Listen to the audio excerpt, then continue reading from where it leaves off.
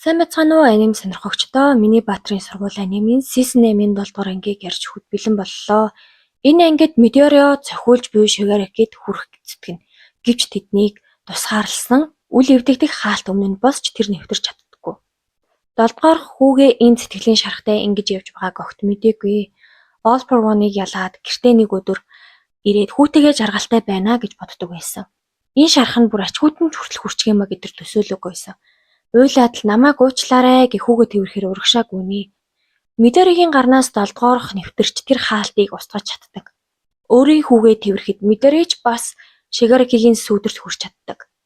7 дугаарх хүү болон ач хүүгээсээ уучлалт гуйгаа хүүтийгээ хамт алга болдог. Гинэд орчин солигдож уйлж буй Shigaraki нохоотойгоо хамт байхад түүний хүч итвчж нохоогоо устгахчихна. Игч нь энэ үед ярилцах гээд гарч ирэхдээ нохооны цусыг хараад зогтоход араас нь Shigaraki явнаа. Midori дундуур нь орж игчийг нь алхаас сэргийлж чаддаг. Гэсэн ч түүнийг хоёр гараараа барьж зогсоосон. Тийм ч учраас Midori-гийн гар эвдэрч эхэлнэ. Midori түүнтэй ярилцаж зогссон ч зогсож чадахгүй. Shigaraki тэр үед хэн нэгэн гараа сонгосон бол хэн нэгэн тэр үед надад тусалсан бол гэхэд Midori миний гарнаас хатгахад хүмүүсийн сэтгэл санаа амардаг. Тийм болохоор би чамд туслахаар ирлээ гэж хэлэхэд түүний устгах хүч зогсно. Гэвч энэ үед Midori хоёр гаруй болсон байдаг. Зүгээр гэх үгийг хэлэхэд Shigaraki уйлж түүний сэтгэл зүрхэнд эдгээр үгс нь орж ирдэг. Өмнөх дурсамжинд орж ирээд тоглож байхад гинт хоронч санаатан гэдгээ санаад үзэн ядалт арилсан ч өөрийнхөө багийнхны баатар болохыг хүсч буй хүсэл нь гарч ирдэг.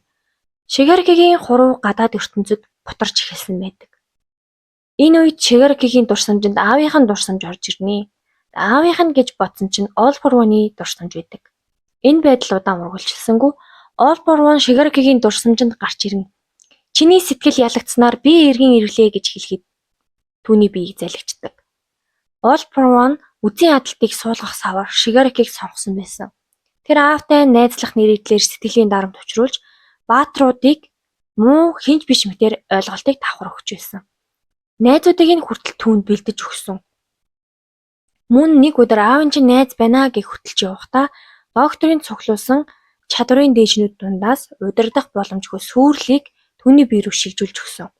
Эдгээрийг хэлэхэд Shigaraki миний амьдрал зүгээр л энэ хүний тоглоом байсан юм уу гэх бодол түүний урд дур зураагаад өнгөрнө.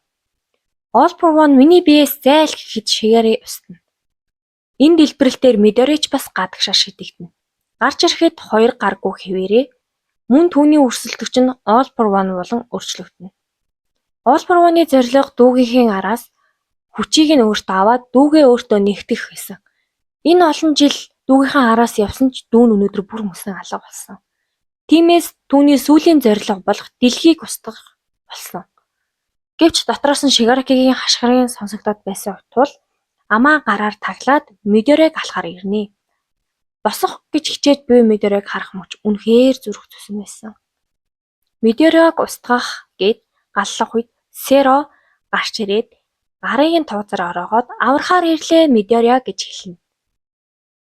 Ангийнх нь Ojiro сатанаар гарч ирээд All for One-ыг хүчтэй цохиод хойшлуулж чаддаг.